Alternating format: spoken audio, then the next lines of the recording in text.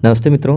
यदि मैं आप सभी से पूछूं कि योग्यता आधारित व्यवस्था ज़्यादा उत्तम है कि जाति आधारित व्यवस्था ज़्यादा उत्तम है, तो शायद आप सभी का जवाब होगा योग्यता आधारित व्यवस्था ज़्यादा उत्तम है। अब आप सोच रहे होंगे कि ऐसा मैं क्यों पूछ रहा हूँ। ऐसा मैं इसलिए पूछ रहा हूँ क्योंकि वर्तमान समय में हम सभी की ऐसी विचारधारा बनती जा रही है कि फला पद पर हमारी जाति का व्यक्ति है, फला पद पर हमारी जाति का व्यक्ति नहीं है, फला नेता हमारे जाति का है, फला नेता हमारे जाति का नहीं है, फला खिलाड़ी हमारे जाति से है, फला खिलाड़ी हमारे जाति से नहीं है, फला वैज्ञानिक हमारे जाति से है, फला वैज्ञानिक हमारे जाति से नहीं है। इस प्रकार की विचारधारा हमारी बनती जा रही है। अब तो जाति आधारित व्यवस्था इतनी प्रबल हो गई है कि हम जातिगत जनगणना की बात करने लगे हैं।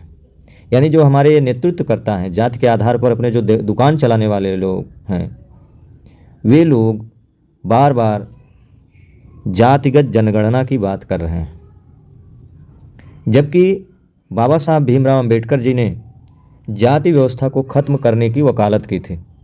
उन्होंने जाति व्यवस्था को समाप्त करने के लिए, जाति व्यवस्था हमारे समाज के लिए किस प्रकार घातक है, उन्होंने एक पुस्तक लिखी थी जिसका नाम है जाति प्रथा उन्मूलन।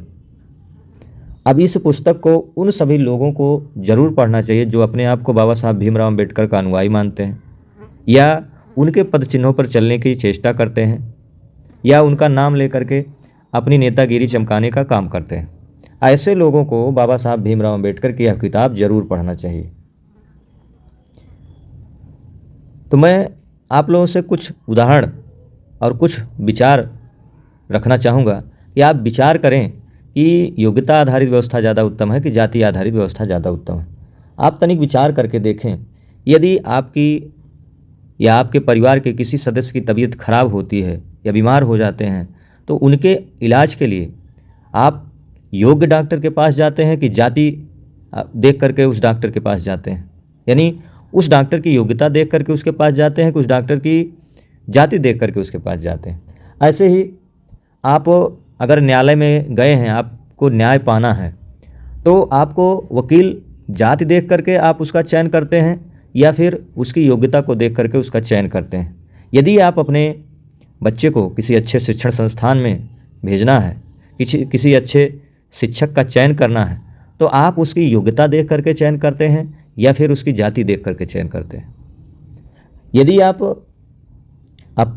अपने घर का निर्माण करवाने जा रहे हैं, तो आप जो मिस्त्री और लेबर का चयन यानी मजदूर का जो चयन करते हैं, तो आप उसकी जाति देख करके चयन करेंगे कि आप उसकी योग्यता देख करके उसकी चयन करेंगे।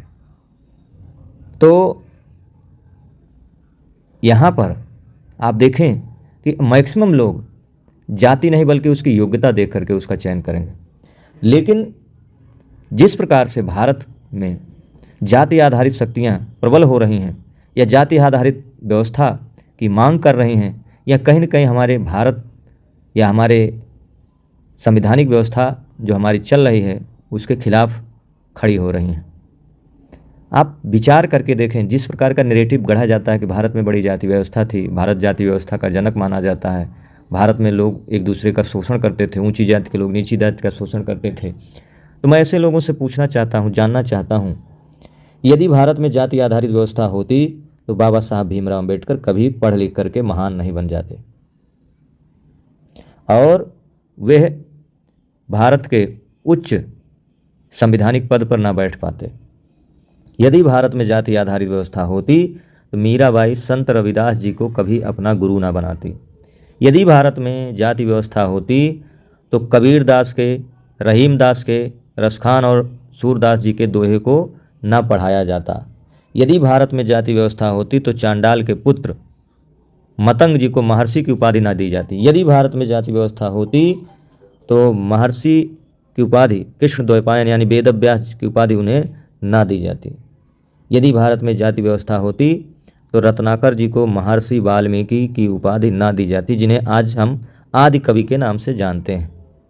तो मित्रों, बंधुओं, मेरा आप सभी से इतना ही निवेदन है कि आप सत्यता को जानें, किसी के बहकावे में ना आएँ, आप अपने अंदर योग्यता को पैदा करें, जाति आधारित व्यवस्था को पैदा करने की चेष्टा ना करें, क्योंकि कंधे से बड़ी कभी छाती नहीं होती, कंधे से बड़ी कभी छाती नहीं होती, और योग्यता से बड़ी कभी जाति नहीं होती। तो आप सभी से विनम्र निवेदन है कि आप जाति आधारित व्यवस्था नहीं बल्कि योग्यता आधारित व्यवस्था को चुनें, क्योंकि वर्तमान समय में अगर हम विश्व पटल पर अपने भारत की छवि को बनाना चाहते हैं तो भारत की छवि जाति आधार पर नहीं बनेगी बल्कि योग्यता आधारित होगी, तभी भारत विश्व गुरु बन पाएगा। मुझे इतना ही कहना था। मेरे विचार आपको कैसे लगे? यदि अच्छे लगे तो कमेंट में अपने विचार जरूर दें। जय हिंद, वंदे मातरम।